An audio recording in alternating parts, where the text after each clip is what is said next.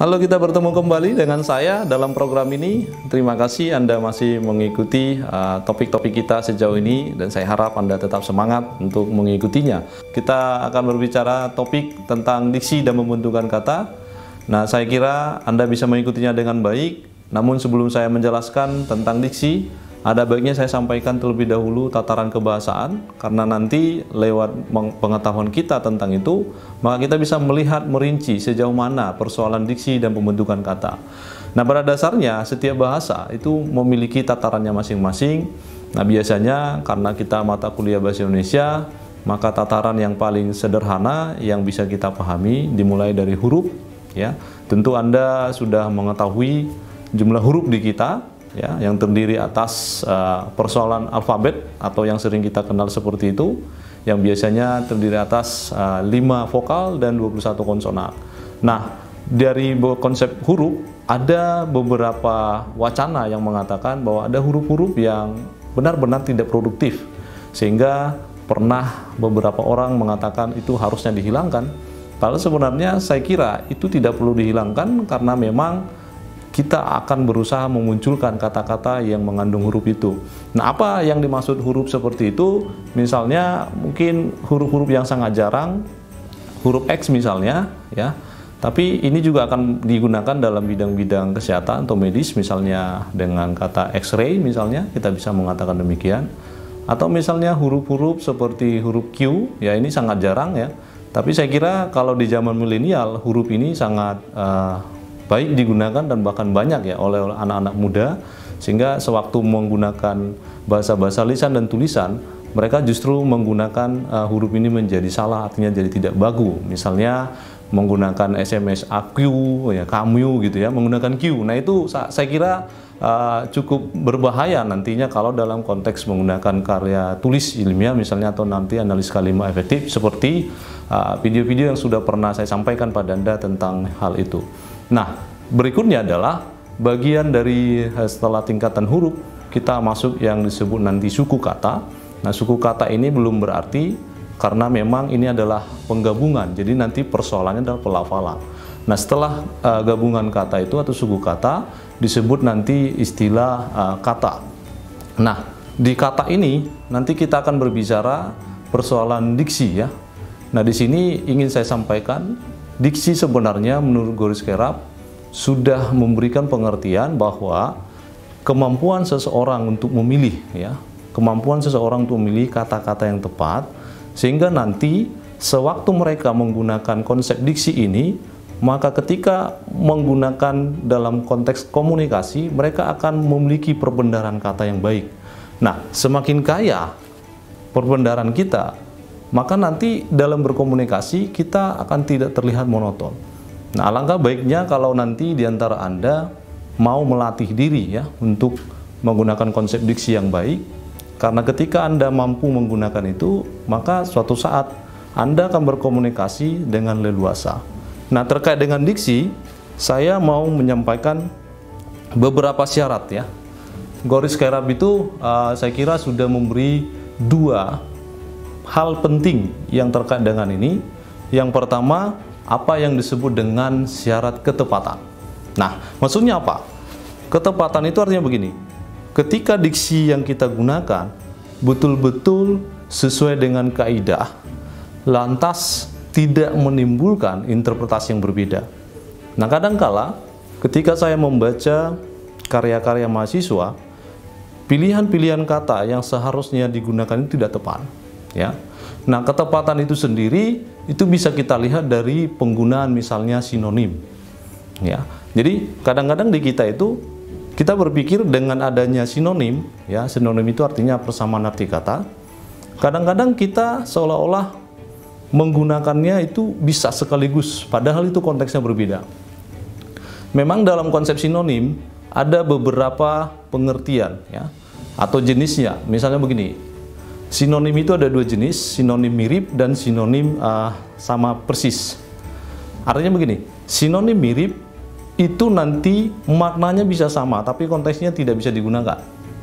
Kalau sinonim sama persis artinya makna kata itu sama dan di saat bersamaan bisa saling bergantian digunakan.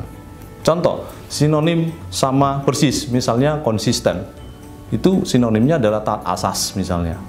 Tapi sinonim yang katakanlah nanti mirip, misalnya Anda mungkin pernah mendengar kata-kata yang maknanya sama, besar, maha misalnya ya, raya, dan yang lainnya. Tapi tidak bisa kita katakan misalnya dalam kalimat, tolong Anda pergi ke jalan besar. Yang benar adalah tolong Anda pergi ke jalan raya misalnya. Atau misalnya saya bertemu dengan mahasiswa. Saya tidak pernah mengatakan saya bertemu dengan besar siswa misalnya. Nah itu konsep dari ketepatan itu. Karena ketepatan itu akan mengandung makna ketidakadanya interpretasi yang berbeda. Nah itu konsep yang pertama tentang hal itu. Nah berikutnya juga ada yang disebut dengan konsep kesesuaian. Nah, artinya apa? Kesesuaian akan berkaitan erat dengan bagaimana kata-kata itu akan digunakan tidak menimbulkan keanehan dalam berkomunikasi. Artinya apa? Ketika kita menggunakan ini, seseorang tidak akan tersinggung perasaannya menggunakan ini. Nah, ini biasanya akan terkait dengan gaya bahasa, majas misalnya begitu ya. Lalu kemudian nanti persoalan kata-kata baku. Saya kira dalam konsep kata-kata baku, ini saya sudah pernah singgung dalam penulisan kalimat efektif. Anda boleh nanti lihat kembali slide-nya atau videonya, Anda boleh nonton kembali. Bahwa ketika kita berbicara kesesuaian, maka nanti harus kita perhatikan bagaimana kata-kata yang baku dan tidak baku misalnya. Bagaimana kata-kata yang berkaitan dengan rasa atau nilai rasa kata itu supaya tidak menyinggung orang lain. Ya, misalnya kalau misalnya ada seorang mahasiswa mengatakan, "Pak, saya mau kencing." Nah, saya kira pilihan diksi kata kencing itu kurang sesuai. Karena apa? Pikiran orang memiliki konotasi yang berbeda. Lebih baik harusnya dia akan memilih kata yang baik, misalnya, "Pak, mohon maaf, saya mau ke kamar kecil," misalnya. Asumsinya mereka akan memahami apa yang harus dia kerjakan di sana. Nah, kira-kira begitu. Nah, terkait dengan diksi juga, perlu saya sampaikan pada Anda bahwa seseorang yang mampu memiliki diksi yang baik ketika dia berkomunikasi dan bahkan nanti tataran-tataran kebahasan yang lain bisa dikerjakan, itu akan membantu dia turut serta untuk mengembangkan potensi komunikasinya dengan baik. Karena apa? Kesalahan diksi itu seringkali dianggap sepele gitu ya. Dan itu seringkali dianggap lumrah. Padahal dalam sistem komunikasi, dalam penggunaan bahasa, justru diksi-diksi yang kita gunakan akan menggambarkan bagaimana kita sebenarnya mampu berkomunikasi dengan baik. Nah, ada banyak cara sebenarnya untuk membantu Anda nanti memahami tentang diksi dan bahkan membantu perbendaharaan kata kita. Saya biasanya memberi saran itu terkait dengan ini. Anda bisa bermain teka-teki silang misalnya. Dengan Anda bermain teka-teki silang, saya kira kosakata kita akan bertambah. Kita akan berusaha mencari tahu apa misalnya kata-kata padanan yang tepat misalnya. Apa misalnya kata-kata yang sesuai dengan itu. Nah, itu bisa akan membantu persoalan itu. Nah, saya kira selain dari situ Anda bisa juga belajar secara otodidak ya.